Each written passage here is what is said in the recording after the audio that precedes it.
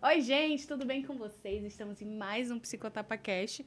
Dessa vez sem o Lucas, mas eu prometo pra vocês que semana que vem ele vai estar aqui, né, Lucas? A gente tá te esperando, tá bom? Tô muito feliz de estar aqui hoje com vocês, com uma convidada super especial, Tamires Aquino, ó.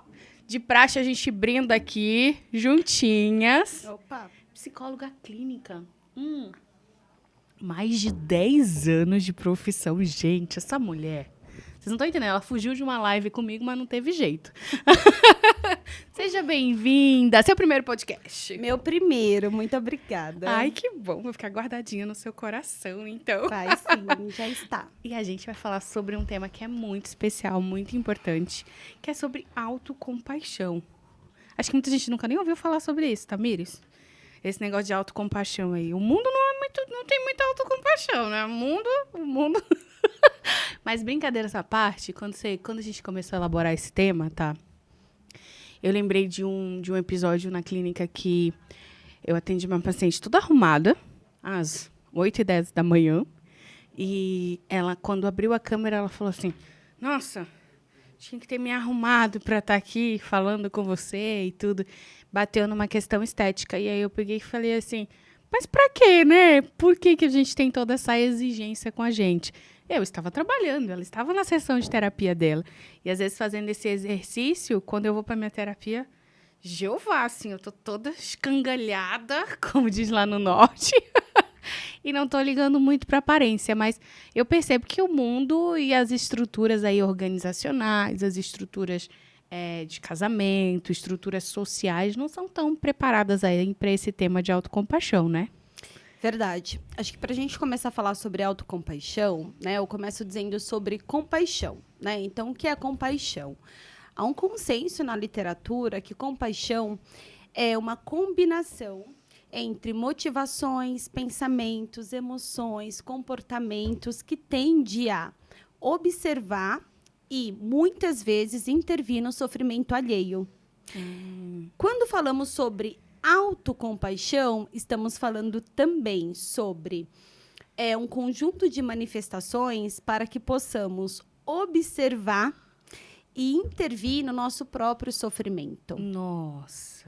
É um antídoto para nossa autocrítica, assim, né? Principalmente, eu percebo assim o quanto que a autocompaixão, e a gente vai falar sobre isso daqui a pouco, ela vem flexibilizando algumas crenças e alguns comportamentos, principalmente com pacientes mais autocríticos, mais rígidos, né?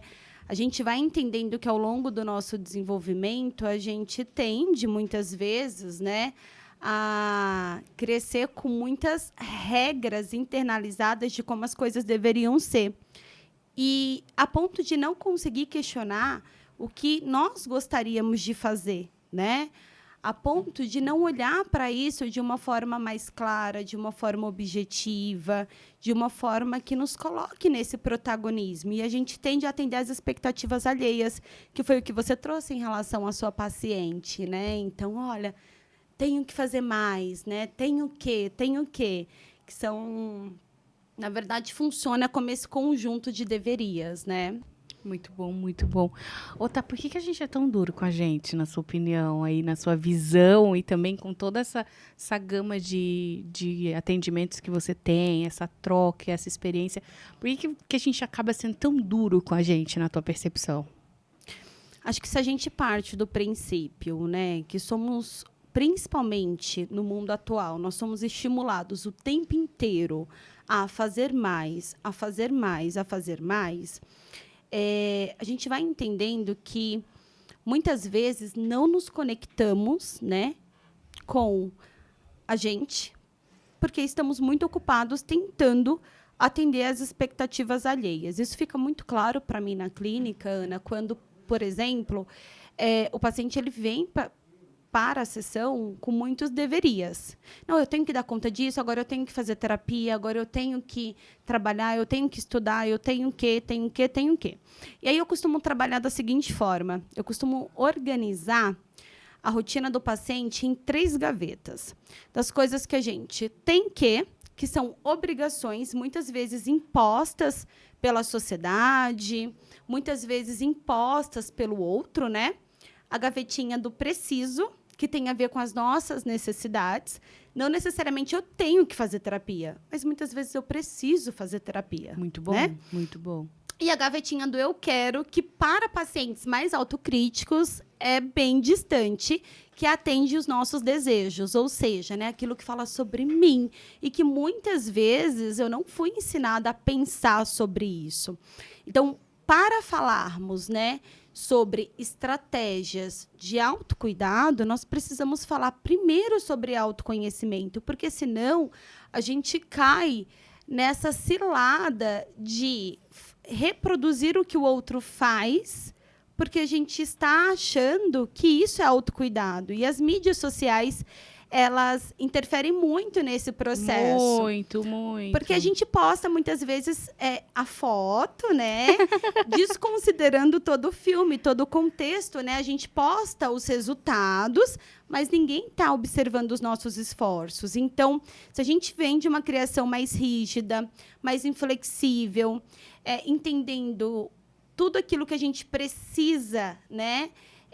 Fazer ou tem que, né, para conseguir chegar em algum lugar. E a gente chega em determinada idade, se compara hoje, né, com as redes sociais, a gente acaba tendo mais acessos e a gente Muita acaba comparando. E a gente fala, olha, fulano comprou um carro, então eu tenho que ter um carro, né? E aí entra muito ter para ser, né? Eu tenho que ter um carro para ser reconhecido, para ser validado. Nossa, ser... você sabe que esse negócio do carro é tão curioso, porque as pessoas me convidam para os lugares. Eu não tenho carro desde a pandemia. Vendi, eu tinha 2 carros no início da pandemia, vendi e tá tudo certo. E não tive depois. Fiz várias contas e cheguei à conclusão de que não era o melhor, né, ter um carro. E é muito curioso, porque as pessoas me convidam para os lugares e aí elas falam assim, tem estacionamento do lado, tá? Ou então assim, você vai deixar seu carro aonde?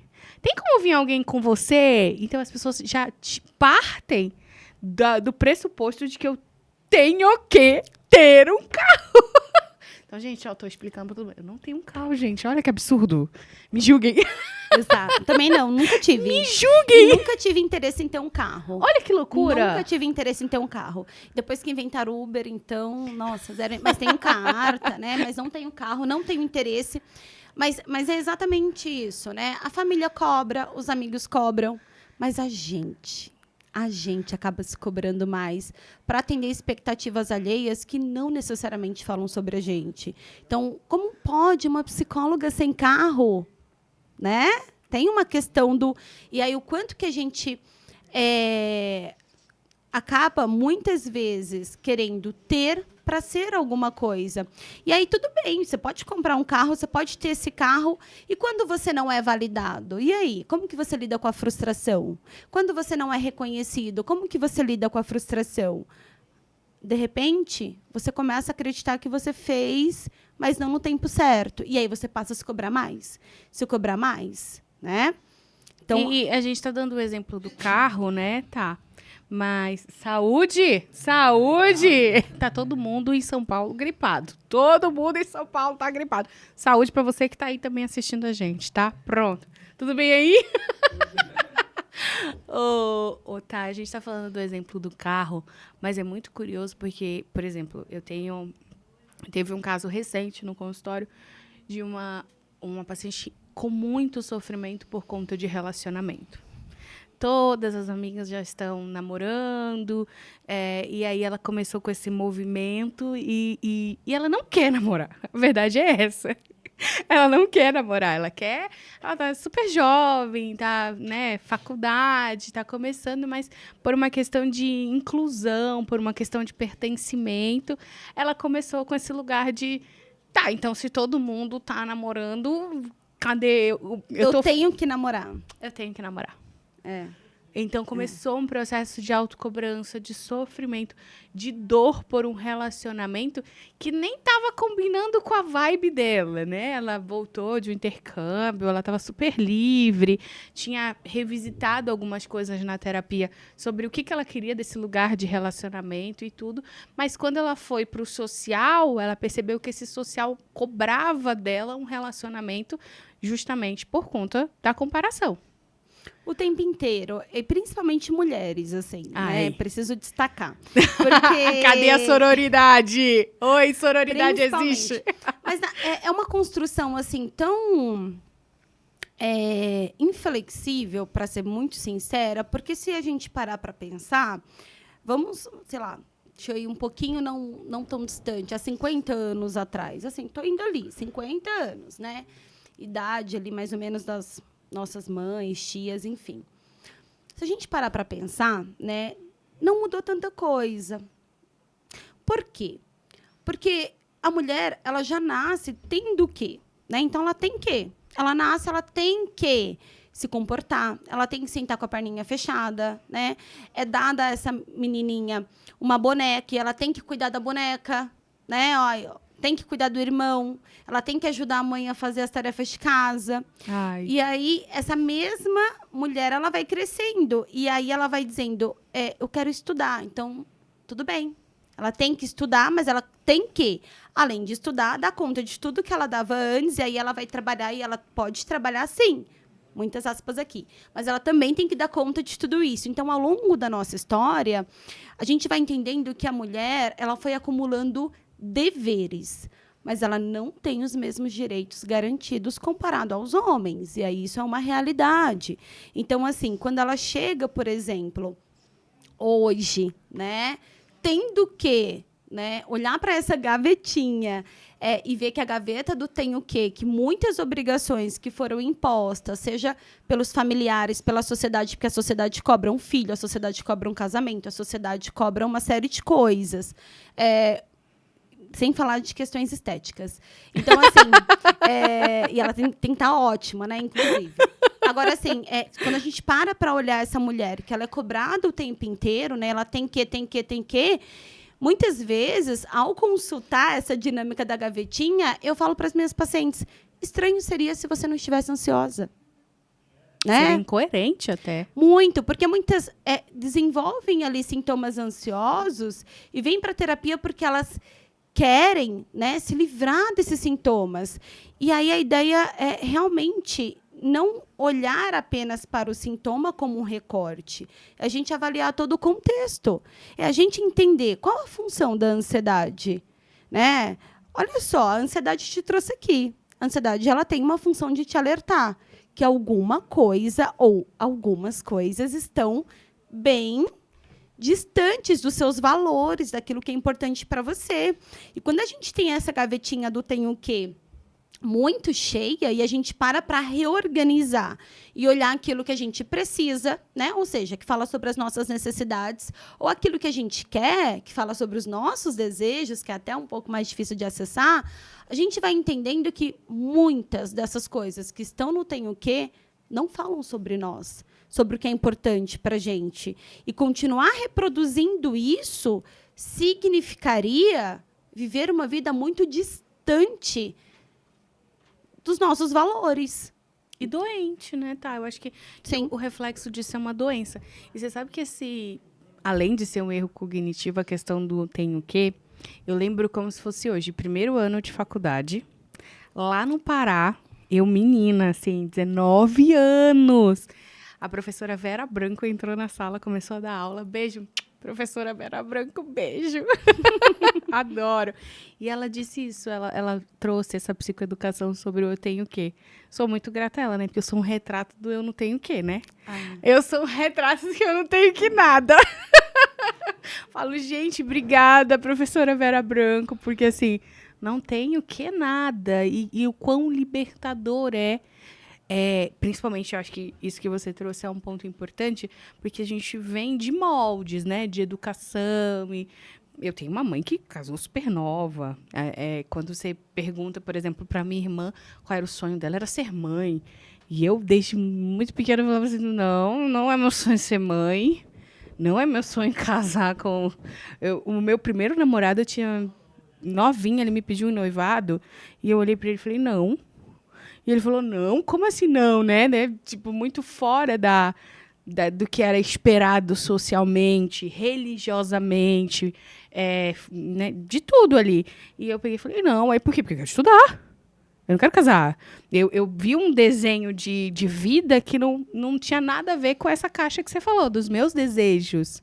Entende? Eu olhava para esse futuro e falava, não, de jeito maneira, não é agora. Não é com 20 anos, não é fazendo o percurso que eu vi muitas mulheres fazendo. E talvez por conta de todas essas pressões sociais, morais, religiosas, que elas foram expostas, acaba seguindo um padrãozinho, né? Exato, eu fico pensando o quanto que foi desafiador para você acessar os seus desejos em um sistema familiar que tinha ali muito claro o que você deveria fazer. Muito Né? claro. Tinha todo um desenho. E a gente faz isso quando a gente muitas vezes está com o filho na barriga e a gente fala assim, ai, ele tem que ser saudável, ele tem que escolher tal profissão, ele tem que ser um bonzinho, ele tem que dormir a noite inteira, ele tem... A criança está na barriga, assim, né? Então, o quanto de expectativas, né, são criadas, assim, né? E o quanto que é difícil, muitas vezes, para essa família ter que lidar com frustrações. E que bom que você conseguiu, desde muito nova, acessar os seus desejos. Eu venho de uma família muito rígida, né? Minha família é nordestina, do Ceará, então, criado, né, na roça ali, é uma família muito rígida, assim, com crenças muito inflexíveis. Então, eu sempre fui muito boa em obedecer, né? Então, tenho que. Então, e isso é muito reforçado socialmente, porque a pessoa é disciplinada, é a pessoa que, né, olha, atende às necessidades alheias, né? É a pessoa que vive em prol do outro, né? E tem que dar conta de tudo sozinha, né? Então, quanto que o ambiente, ele valida isso o tempo inteiro, né? E aí você quer mais, você quer mais, você quer mais, porque afinal, olha só, tô dando conta. E aí, quando eu li o livro da Kristin Neff sobre autocompaixão, sou muito fã desse livro, eu me senti assim acolhida. Foi um livro que conseguiu me pegar no colo. Que legal. Demais, assim, porque eu falei, ué, como assim, né? Então, assim, eu entendi que tudo aquilo que eu achava que... Tudo não, né? Mas muitas coisas. Vou flexibilizar aqui, que eu estou nesse processo.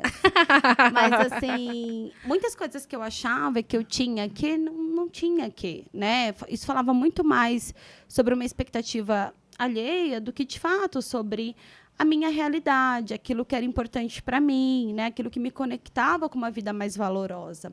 A ponto de ouvir um pouco mais, e é um treino, assim, a autocompaixão, ela é um treino. Eu costumo dizer que a gente tem a voz autocrítica, que às vezes está muito alta, às vezes está no talo. A minha é bem alta, Tamires. A minha, olha, eu trabalho ela, pego o controle para diminuir o volume dela diariamente. Elas são muito danadinhas, assim, muito. E a voz da autocompaixão, essa voz autocompassiva que nos convida a perceber, e quando eu falo sobre perceber, é um treino mesmo, né? De perceber, assim, né? O que está acontecendo na nossa vida, né? De perceber ali que eu também mereço o amor e o apoio que eu oferto aos outros. É muito difícil, porque se você vem, muitas vezes, de uma criação muito rígida, essa voz da autocrítica, ela tá no talo. Tem gente que é viciada nisso, tá? Na sua opinião? Tem esse vício de estar sempre fazendo pelo outro, fazendo. Tem umas pessoas que são assim, não tem? Claro, me irrita um pouco. Claro. Eu conheci uma moça que ela me irritou recentemente. E eu não consegui disfarçar a irritação, sabe? Tipo, para! Que coisa! Por que você quer fazer tudo? Mas a questão não é o comportamento, é a função. Porque talvez, e aí só um talvez, porque eu não conheço, mas assim, talvez, vamos pensar aqui, vamos supor. Ao fazer, ela recebe talvez a única validação da vida. Jesus! Porque existem ambientes que são bem validantes. Então, quanto mais... E você vai entender isso quando você faz alguma coisa ali pequena, assim, que você se esforça, que você dá o seu melhor. E aí os seus pais olham e falam assim, você não fez nada mais que a sua obrigação. Oxe, como eu vi isso. Oxe, eu vi isso demais. Nossa. E aí você fala... Não, e aí você acredita nisso. E você fala assim, ai, caramba, é a minha obrigação. Então, eu preciso fazer além. Eu tenho que fazer além. Eu tenho que. E aí, às vezes, você consegue algumas migalhas de motivações, né? De, Aí tá você fica meio melhorando. viciadinho. Então, na verdade, Demais. o vício, na verdade, é de ter esse aplauso. De ter essa... É a função. Às vezes não vem como um aplauso, às vezes vem com eu te amo de um modo muito sutil, assim, de tá indo, né? Tá prestando para alguma coisa, sabe? E eu tô te falando isso exatamente porque, assim, existem ambientes, assim, familiares que são tão invalidantes, tão distantes de afeto, né? Que aí a pessoa, ela tem que... E assim, lembrando, cada pessoa, ela lida com os recursos que ela tem, né? Verdade. E, às vezes, a gente tem poucos recursos, a gente tem pouco acesso à informação, a gente tem... pouca estrutura e forças pessoais para lidar com um conflito como esse, né? Então, é você, dentro de um sistema familiar, sabendo tudo que você tem que... É difícil você olhar e falar assim, eu tenho um desejo de... E as punições? Né? Eu encarava todas. Tive Então. muitas. Menina, meu couro ardia, gente. Alguém aí se identifica com couro que arde? Meu couro ardia muito, menina. Eu já sabia que ia apanhar. Eu já sabia, mas eu fazia. Vou lá. Vou aguentar o couro. Em alguns momentos não aguentei. Em alguns momentos o chicote estralava. Era punitivo. Era Mas é difícil, castigo. Era. né? Difícil. E às vezes você espera da vida, né? Essa punição. Às vezes troca, né? O cinturão do seu pai trocou por uma punição que você espera na vida. Perfeito. Ótimo, da vida.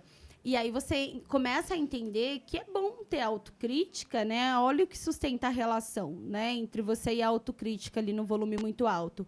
Que é bom para você tentar evitar o erro, né? Então, você tem que ser tão boa quanto, porque senão você vai sofrer punições no trabalho, nas suas relações, enfim.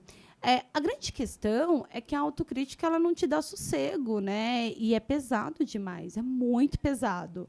Então, quando a gente... Eu não anulo a minha voz da autocrítica, hoje eu entendo a função dela na minha vida, mas eu tento regular o volume.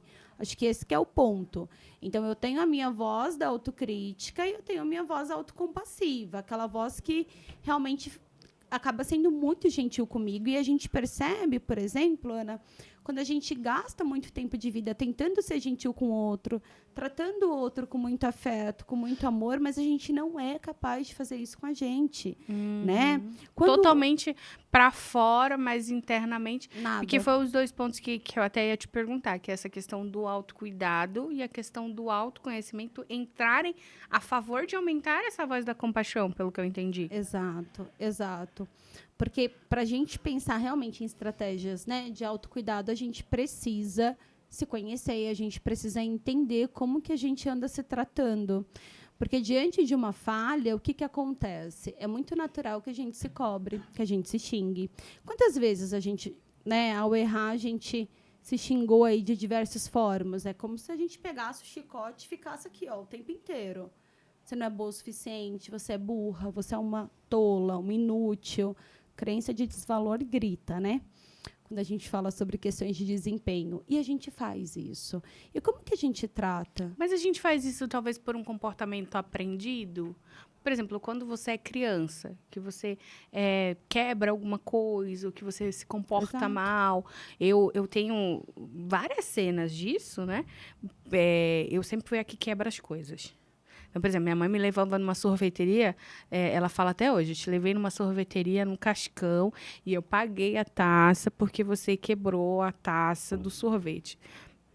Corta que eu tinha 4 anos, ok. E aí, aí ficou um estigma para a vida de você é desastrada, você é não sei o quê, e por aí vai, né? E aí, quando vai para a questão religiosa, eu já ouvi que é tipo, quebra essa maldição que tem na sua vida, de tudo que você tem, quebra, estraga. Aí vem a bendita da comparação. Minha irmã, se tu der essa caneta aqui para ela, ela vai te devolver ela daqui 50 anos, sem um risco. A minha 10 dias tá toda arriscada. Eu uso mesmo, não tenho dó. Não tenho dó. Acabou, parou de funcionar? Parou, minha filha. Segue a vida. Mas por que eu tô te trazendo esse ponto? A gente aprende, talvez, um modelo e eu percebo isso. Por exemplo, às vezes, quando eu quebro alguma coisa, eu fico... Nossa, Desastrada. A criança de 4 anos, né? Que não tem mais a mãe, Exato. porque fui eu que trabalhei, fui eu que comprei o copo. Eu posso quebrar esse bendito desse copo a hora que eu quiser, mas aí vem essa voz, né, punitiva, dizendo, tá vendo, desastrada, é prejuízo, tá. E hoje eu já tento aumentar um pouco mais essa voz da compaixão nesse sentido mais funcional, de dizer, cara, é um copo. É um copo, copos quebram. Exato. Não determina, mas contribui. E Aham. contribui muito, né? Se a gente partir ali do princípio da TCC, da terapia cognitivo-comportamental, né? Que não é a situação, muitas vezes o problema é a forma como a gente pensa, a forma como a gente se relaciona com esse pensamento. Então, eu tenho ali, realmente, né? Dentro do meu desenvolvimento de pensamentos, as falas, né? Das pessoas que estavam ali comigo, que fizeram parte da minha infância, da minha adolescência. Eu tenho algumas situações, eu tenho, né, uma série de coisas que podem contribuir. E aí eu começo ali, né, utilizando ali essa distorção cognitiva, que é a rotulação, de realmente levar em consideração o que o outro, porque se minha mãe disse que eu sou desastrada, quem sou eu, né, para dizer ao contrário? E a gente costuma vestir isso como se fosse uma camisa desastrada, né? E aí a gente vai reproduzindo isso na vida. A gente vai a ponto da gente falar, nossa, é só um copo. Não, não é um copo. Porque isso... E a questão não é o que a sua mãe falou. Por isso que eu falo que contribui não determina. O quanto que isso ressoa na gente, mas ressoa porque foi algo que muitas vezes você não conseguiu trabalhar por conta dessa autocrítica. E foi repetido, E né? foi. E foi repetido. Então, a criança, ela é exposta àquilo muitas vezes. Então, É muito reforçador, né? Estranho seria se ela não pensasse assim, né? Dentro desse sistema. Então, contribui muito, assim, né? Acho que a gente precisa ter até um cuidado, assim, urgente, sobre como a gente chama os outros, né? Então, assim, eu tenho 2 filhos e eu fico me policiando, porque eu venho de uma criação muito diferente, né? Então, é natural que a gente acabe ali, por vezes, reproduzindo algumas falas. Então, eu tento ali, né, prestar muita atenção, tento não fazer nada por impulso nesse sentido, porque realmente é muito desafiador. Foi como você aprendeu, né? Ter que desconstruir isso não é fácil, mas é necessário, porque senão a gente não consegue realmente... E é uma habilidade, é um treino, ativar essa voz autocompassiva, que não é uma voz que vai dizer assim, ai, Ana... Tudo bem, você não é desastrada, vai ficar tranquila, depois você arruma esse copo. Às vezes ela não vai falar isso. Ela vai ser gentil com você no sentido de, por exemplo, quando você traz essa fala, é só um copo, né? É só um copo, né? Às vezes eu vejo alguns mitos da autocompaixão que muitas pessoas acabam não conseguindo, né? E nem querendo, na verdade. Eu acho que vem antes do conseguir, de demonstrar uma resistência em trabalhar a autocompaixão por conta desses mitos, achando que autocompaixão é a mesma coisa de autopiedade, né? De que, não, porque isso acontece comigo, porque isso acontece comigo. Não. tem um medo, talvez, de se vitimizar? Muito, muito. Porque se confunde muito se acolher com se vitimizar. Exato. Na autocompaixão, né, a gente fala de 3 componentes importantes. A gente fala de mindfulness, né? E é interessante a gente pensar que, assim, existe mindfulness sem autocompaixão, mas não existe autocompaixão sem mindfulness, né? Funciona como as 2 asas de um pássaro, assim. Precisa estar juntas, assim. E eu lembro que quando eu comecei a estudar mais a fundo a autocompaixão, e aí eu vi mindfulness, aí eu tinha um pouco de resistência, sempre muito ativa, né? Não queria parar, fazer aquela meditação formal. E aí, hoje, eu venho me encantando por mindfulness, porque eu faço ela de forma informal. A gente tem as práticas formais e as práticas informais.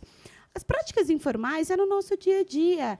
É a gente pegar aqui, uma xícara... Sentir o e peso. a gente exato, sem julgamento. Está realmente muito aqui focada no momento presente, sem o julgamento, de realmente sentir na hora que você está comendo. Quantas vezes a gente para comer assim com o celular na mão, a gente nem presta atenção no gosto da comida, a gente nem consegue avaliar se estamos ou não saciadas. Então, eu venho praticando mindfulness informal. Isso tem me ajudado muito, assim, a me perceber, a perceber como eu reajo em determinadas situações. Isso me dá aqueles 5 segundos antes das ações, isso ajuda bastante. Então, a gente fala sobre mindfulness, né, no processo de autocompaixão. A gente fala também sobre uma humanidade compartilhada, da gente compreender que todos, na condição de humanos, somos imperfeitos, né? Todos nós passamos por problemas, todos nós sofremos. A grande questão é que cada um vai transitar diante do sofrimento de formas diferentes. E aí vai depender dos recursos que temos. Isso é uma loucura, né? Porque a gente tem muito esse negócio de comparar sofrimento. Gente, parem de comparar sofrimento. Esse é um pedido que eu faço para vocês. Que coisa chata, infantil, tola, boba é comparar sofrimento. Exato. Já deu a hora, parem de comparar sofrimento. Coisa horrorosa. Comparar sofrimento é de última. Quando alguém começa a fazer comparação de sofrimento, obviamente, se eu não estiver na minha prática de trabalho, eu já saio. Eu falo, não, chega, parou, né? Não vamos comparar sofrimento. Mas num segundo momento também, esse olhar de que o sofrimento, ele precisa... Eu vou te dar um exemplo pessoal. Se eu terminar relacionamento, eu vou chorar, assim, estourando, tá? Eu já consegui chorar uma tarde. O negócio mais pesado, assim, uma tarde. Tanto que, assim, eu lembro que eu tava no Pará, eu tava na casa da minha avó nesse dia, e aí a minha avó disse assim, eu nunca vi... Eu já devia ter uns 30 anos, tá? E ela disse assim, eu nunca vi você uma tarde triste.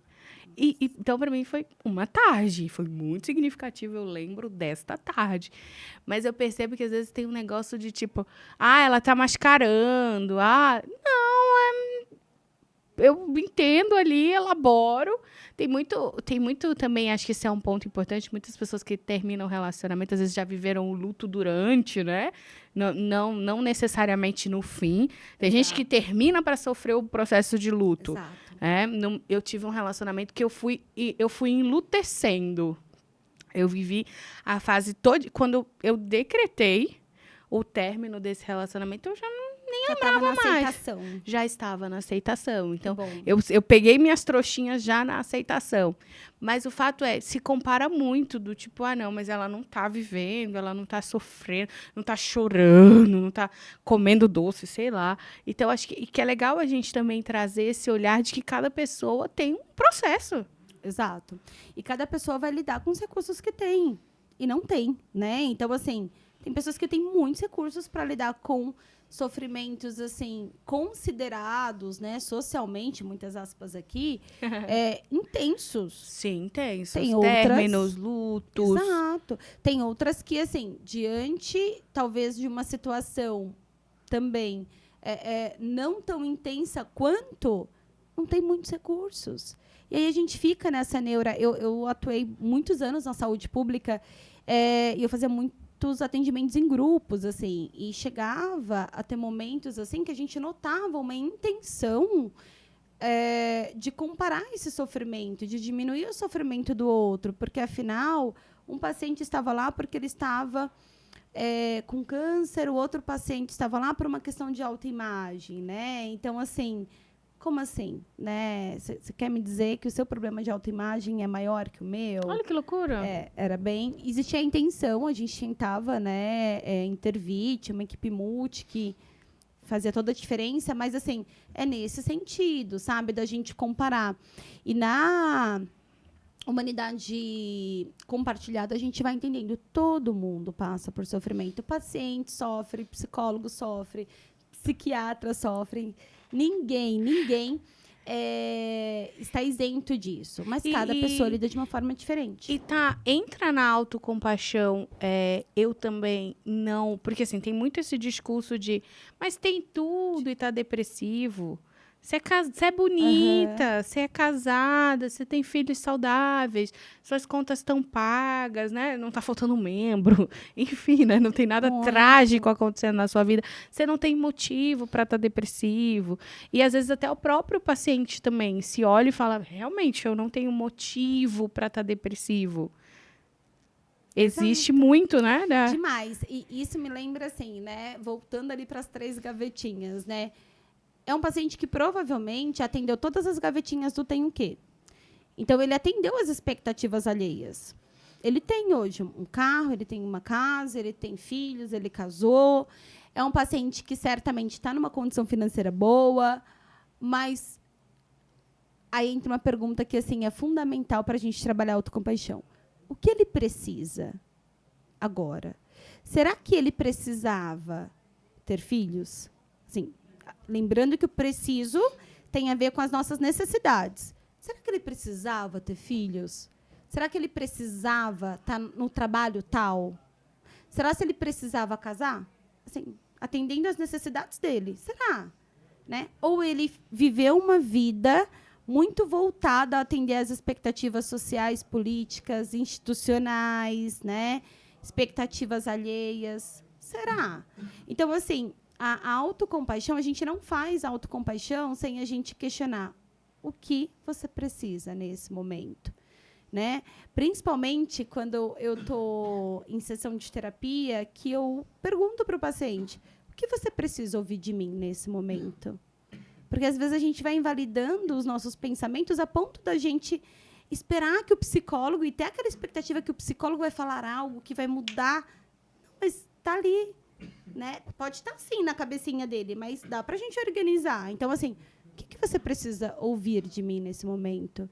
O que você precisa falar para você nesse momento? Quando você olha as 3 gavetinhas e você vê que a gaveta das obrigações estão todas preenchidas, você fez um checklist, mas que das necessidades não tanto, e dos desejos você nunca nem abriu. Tem muitas pessoas que dizem que os próprios desejos não são importantes. A gente tem esse discurso, né? Mas o desejo não é importante. Exato. Então, são muitas invalidações sociais também, né? Se a gente parar para pensar. Então, assim, você tem tudo. Como você está deprimido? Ele tem tudo que a sociedade determinou. Mas o que ele precisaria ter, né? Muitas vezes. Porque provavelmente foi uma pessoa que talvez não tenha olhado para as suas necessidades. E a vida não tem manual. Eu sei que a sociedade ela impõe muito isso no sentido de, não, você tem que casar, você tem que ter filhos, você tem que ter um bom emprego, você tem muitas coisas. É muito desafiador a gente olhar para isso, e eu vejo muitas mulheres vivenciando isso na prática, quando elas falam: eu resolvi não ter filho. Eu decidi não ter filho, porque a gente fala da escolha, né? Eu escolhi não ter filho, que está ali em um campo mais norteado de valores e emoções, e a gente fala das decisões, que é mais no campo racional. Então, eu escolhi não ter filhos. Pensa, calma, vai chegar um momento, você não sabe o que você quer. E aí ela volta e fala: eu decidi não ter filhos. Ai. Isso é uma construção racional. Né? E o quanto que essa mulher é julgada, o quanto que essa mulher é invalidada, o quanto que essa mulher... Entende? Então, existe essa punição, né, diária, assim, frequente na vida dessa mulher. Então, é muito difícil, né? Eu acho que esse ponto que você trouxe é bem importante, porque, na verdade, quando a gente fala dessa construção de julgamentos e de pressões, cada um vai vivendo, né? Cada universo vai vivendo isso. E penso eu também que a internet está cheia de pessoas que vão também ditando algumas coisas, né? Então, olha, você precisa isso, você tem que ter tanto, você só é bem-sucedido se tiver isso. Então, a cada dia que passa com a visualização, 80% do cérebro é visual, estamos ainda mais pressionados a ter essas críticas maiores. Então, assim, existem falas muito duras em relação à questão de aceitação e de autocrítica, que a gente vai pegando para a gente ali, né, impregnando e atrapalhando esse processo de autocompaixão.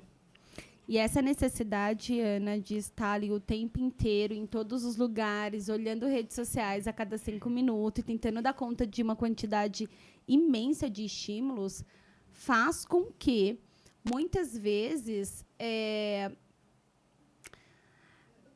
focamos mais na vida do outro, mais nessas expectativas alheias, reforçamos isso, essa é a palavra, reforçamos muito isso e não olhamos para as nossas necessidades a ponto de, muitas vezes, aceitar. Quando a gente propõe ali, né, dentre os 3 componentes, mindfulness, né, a humanidade compartilhada e a autobondade, é a gente aceitar, né, esse processo de aceitação, de entender, né, o que está acontecendo aqui na sua vida aqui agora, né, olha, todo mundo sofre, né? Me fala da autobondade, que eu quero saber da autobondade. Como que é o lance da autobondade? Eu não sei se eu sou tão autobondosa comigo, vai. Ai, meu Deus. A autobondade, ela é uma fofa. Ela é uma fofa, adorei. Você sabe que a autobondade, pacientes mais autocríticos, eles apresentam, é natural, né? Eu apresentei também muito isso.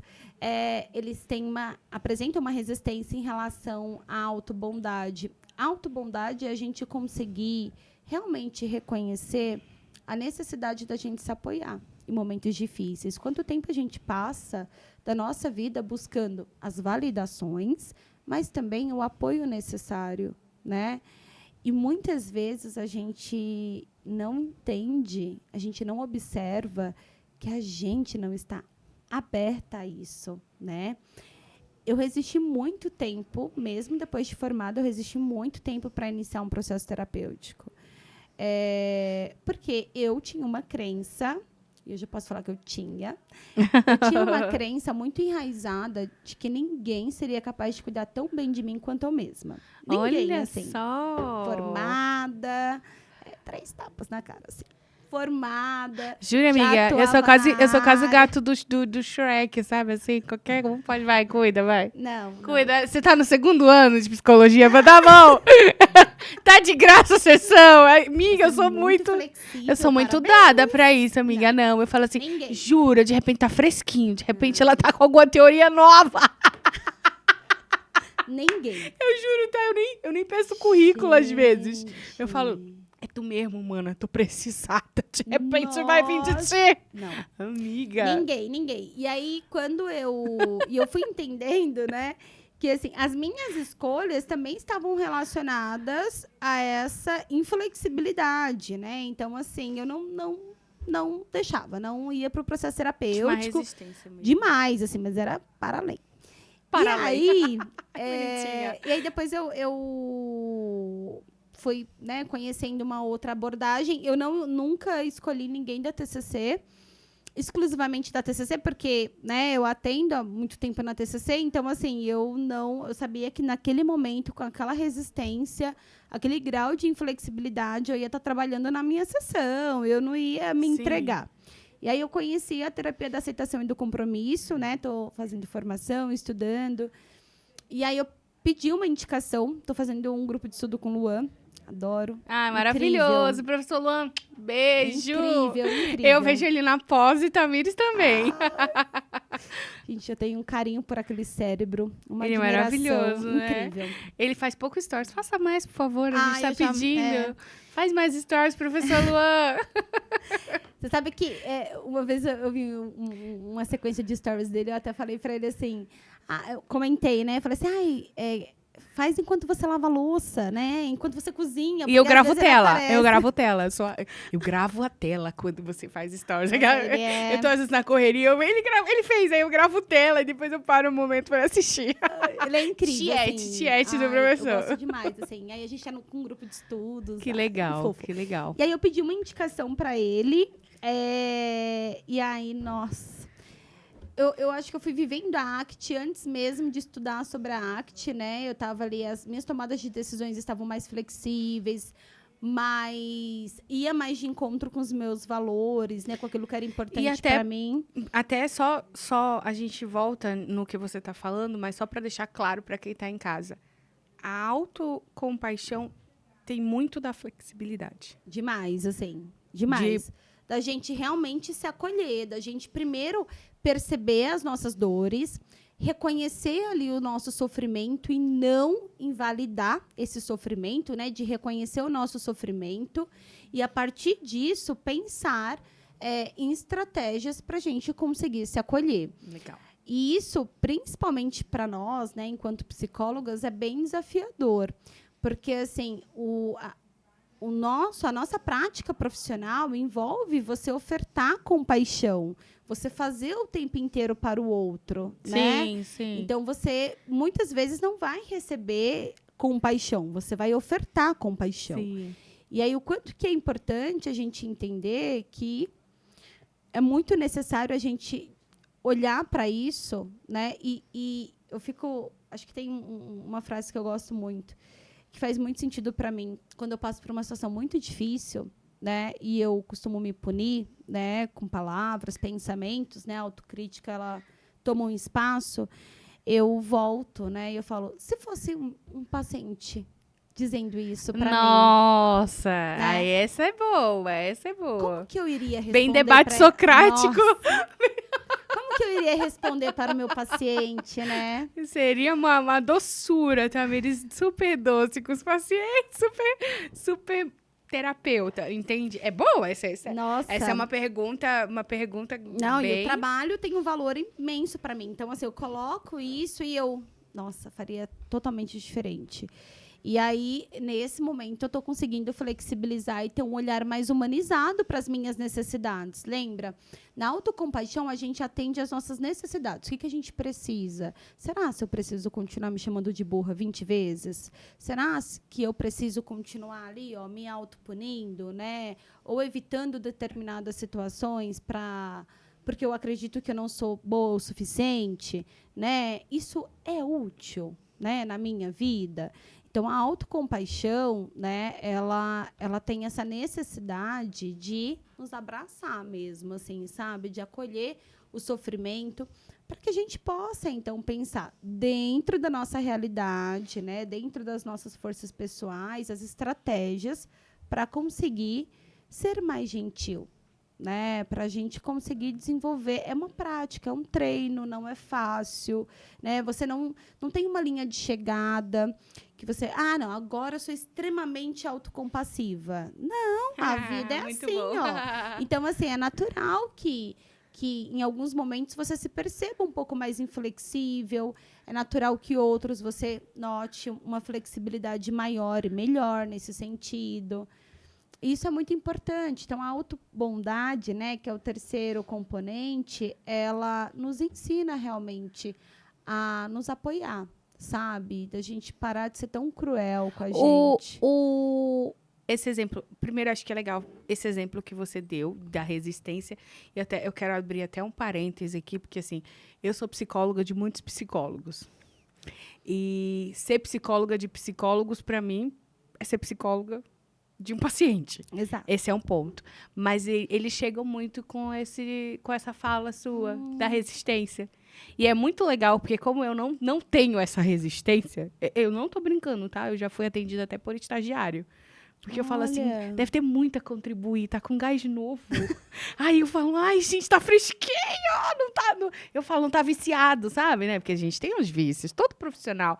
E que nem, Tamires, 10 anos, eu, 12 anos, o outro 15 anos. Tem uns vícios já, a gente já tem. Aí quando eu pego um novinho, eu falo, ai, vai trabalhar! Então... Fico animadíssima. Eu entrego meu cérebro com uma vontade. Eu falo, nossa, sangue novo. Cuida! Ai, tem gás. Então, assim, eu já fui atendida até por estagiário. Mas é muito legal, porque quando vem psicólogos para eu atender, e é uma classe que tem muita resistência e precisa, né? Então, tem resistência e precisa. Fica até o meu pedido aí, é muito legal, porque eu fiz esse caminho que você falou que tinha resistência desde muito cedo. Eu só me submetia. Eu falava assim, não, minha mente precisa ser cuidada, vamos. Em alguns momentos, eu confesso pra você que chegou uma curva, entendeu? Eu já fui atendida por pessoas que eu olhava e falava assim, normal, final. Chegou uma curva ali onde aquela pessoa talvez não tivesse tanto a contribuir. Mas aí eu entrava com esse olhar de falar assim, mas já contribuiu pra caramba, cara. Ninguém precisa também aqui conquistar o mundo, tá tudo bem. Próximo! Vamos para outro departamento para alguém mais capacitado. Mas é muito legal falar sobre isso. Em um outro momento, eu quero que você me traga uma percepção sua sobre dizer não, né? E que eu acho que esse aí Legal. é muito, eu quero muito te ouvir nesse sentido do dizer não e ter autocompaixão por si andam juntos? Super. A gente chama de autocompaixão feroz. Ah, nunca tinha ouvido! O que é isso? A gente tem, sim, a autocompaixão feroz, né? Ela envolve... Porque, assim, quando a gente fala sobre autocompaixão, só falando sobre autocompaixão, dá uma sensação que é algo, assim, mais passivo, né? Algo mais, né? Assim, tranquilo. Olha, ela tá se cuidando, tá sendo gentil, né? A gente chama essa autocompaixão mais terna, né, mais norteada ali de ternura, de gentileza. Na autocompaixão feroz, ela não é agressiva, mas é uma compreensão, né, somada a ações que te colocam ali em situações das quais você vai precisar se posicionar, sim, ela vai te motivar para você conseguir estabelecer limites, por exemplo, para você conseguir dizer não. Só que para a gente entender o como fazer isso, a gente precisa entender o porquê. É aí que difere se é autocompaixão ou não. Por que é importante dizer não? Olha, Tamires, porque eu vou entendendo que quando eu falo sim, isso viola os meus limites, isso viola os meus direitos, isso me afasta do que é importante para mim. Tem muito sim para o outro que é um não para mim. Demais. Tem uma técnica que eu costumo fazer com os meus pacientes, que eu falo assim, todas as vezes, né? Todas, é difícil super generalizar, mas essa eu faço. Todas as vezes que alguém te perguntar alguma coisa, antes de você falar o sim automático, avalie. Faça essa pergunta interna. Ao falar sim para o outro, estarei eu dizendo sim para as minhas vontades, para as minhas necessidades, para a minha disponibilidade, para o meu tempo? Se for sim, sem culpa, fale sim, você está se respeitando nesse processo. Agora, ao falar sim para o outro, estarei eu dizendo sim para as minhas vontades, para as minhas necessidades, principalmente, e para o meu tempo? Não, Tamires. Se eu falar sim para a Ana, eu vou estar faltando com algo que é muito importante para mim, que eu não gostaria de falhar, que realmente... Então, é não. Mas, assim, é um não que vai gerar desconforto? Provável, até pela falta de prática mesmo em falar não. Então, é muito provável que vai. Mas você vai conseguir seguir para além do desconforto porque você entende o porquê, qual a razão, qual o motivo para essa ação. Aquele não, ele tem qualidade. Aquele sim, ele passa também a ter qualidade quando você começa a filtrar. O não, ele tem qualidade porque, assim, como foi difícil falar não para a Ana. Nossa, eu estou muito mal, eu estou me sentindo péssima. Mas, por que desse não para a Ana? Esse não para a Ana foi porque foi em um dia que eu tinha uma atividade muito importante e que, realmente, se eu falhasse com essa atividade, isso provavelmente iria me destruir muito, assim, né? Então, tudo bem de você falar não para a Ana, tudo bem, né? É até uma forma de você também respeitar os seus limites, mas se você entende que foi em prol de algo maior, de algo que atende às suas necessidades, né? A sua disponibilidade de tempo, então esse não para a Ana foi um sim para você. Né? Muitas vezes é isso. Porque se a gente fala assim, a todo tempo, para todo mundo, o nosso sim perde a qualidade. Então, assim, vai lá para a Ana, vai lá, ela faz, vai lá. Quantas vezes dentro de uma empresa o profissional ele fica nessa... Sobrecarregado. Né? Sobrecarregado, muito, dizendo sim no automático, nem escuta direito, né? Nem consegue parar e ouvir sim, sim, sim. Vai lá. Ele fala assim, vai. O seu sim perde qualidade, né? Então, assim, e não há ninguém nesse mundo que vai olhar para você e vai falar, calma aí, deixa eu tentar ser um pouco mais compassivo e pedir 4 coisas ao invés de 5. É a gente que precisa fazer isso o tempo inteiro. Então, ao ser questionado, sempre avalie. Ao falar sim para o outro, estarei eu dizendo sim para mim? Se for sim, sim. Se for não, não. Fim de conversa. Vai ser desconfortável? Mas qual a razão? Né? Qual o motivo? E eu acho muito louco, né? Porque, assim, as pessoas se sentem tão no direito de questionar os nossos nãos. Eu acho isso bizarro. Sim. Eu tenho. Você sabe da lista do futuro pretendente, Tamires? Não. A lista é extensa, Tamires. E aí as pessoas tentam flexibilizar a lista o tempo inteiro, cara. Você tá com uma lista? Óbvio, óbvio. E aí, quando eu conto a lista, Tão Tamires. flexível para algumas coisas, tão Pra inflexíveis para outras. inflexibilíssima. E essa lista tá intocável, sabe? E aí, quando perguntam o que eu falo, aí a pessoa vai, mas e eu fico assim, respeita a minha lista, cara. Exato. Tipo assim, a minha lista, meu projeto social é minha lista, minha vida, entendeu? Então, assim, eu quero que respeite a minha lista. Na minha lista tá assim, o boy não pode ter filho. Não pode. Difícil, hein? Os dias atuais. Olha aí, tá vendo que eu ouço? Nossa, nos dias atuais. Então, gente, vou fazer o quê? Tá na lista. É importante, assim, claro, a lista é tudo aquilo que é importante para você. Exato. Isso tem a ver com seus valores. Você é autocompassiva quando você constrói essa lista de um modo Adorei. gentil, mas a gente também não pode negar os dados de realidade, né? Muito bom. Vamos dar uma olhada, assim, em qual contexto, E né? agora? Em qual país. Mas eu também sou em qual- difícil, então, olha, porque aí eu tenho essa idade e não tenho filho, olha aí, tá vendo? Então, você percebe que teve uma funcionalidade na construção da lista? Sim. Eu tenho essa idade e não tenho filhos. Se a pessoa tiver essa idade e já tiver um filho, ela não cabe no critério. Uhum. São quantos itens essa lista? São pouquinhos, Tamires. Eu acho que deve ter uns 13. Tá. Aí, de repente, você olha para os 13, ó. Aham. 13. Bem simbólico, 13. E aí você, de repente... Não vou invalidar, mas... Brincadeira. Estamos aqui falando, né, de autocompaixão, bora lá. Aí você olha para a sua lista e, de repente, você avalia assim, o que é mais importante para mim, Sim, eu tenho esse mais importante. né? Tem. Porque algumas coisas, assim, não é que você vai flexibilizar do nada. Não. Mas, assim, atendeu 8, Isso, 9. eu tenho esse daí. Legal. Eu tenho Isso já é essa. uma Eu tenho essa flexibilidade. E assim, além da flexibilidade, é uma forma, agora falando um pouco mais sério, é uma forma de você ser gentil com você. Exato. Né? Não, De eu você sou realmente gentil. respeitar E os também seus eu limites. posso ser gentil também com sentimento, né? De repente, essa pessoa me cativa, ela não tem ali todos esses atributos da lista, mas a gente tem um coração, então... Entendeu? Não é exato. cravado nas tábuas de Moisés, mas é quase isso, entendeu? É anotado no tablet aqui. Se a gente leva muito para o campo racional, a gente tende a agir de uma forma mais inflexível. Aham. E aí, uma forma mais inflexível, mais rígida, é 880. Eu tenho ou não tenho. Aham. Né? Não vou nem acessar meu coração nessa história. Não, eu acesso. Sou bem do coração, eu acesso. Às vezes. Às vezes.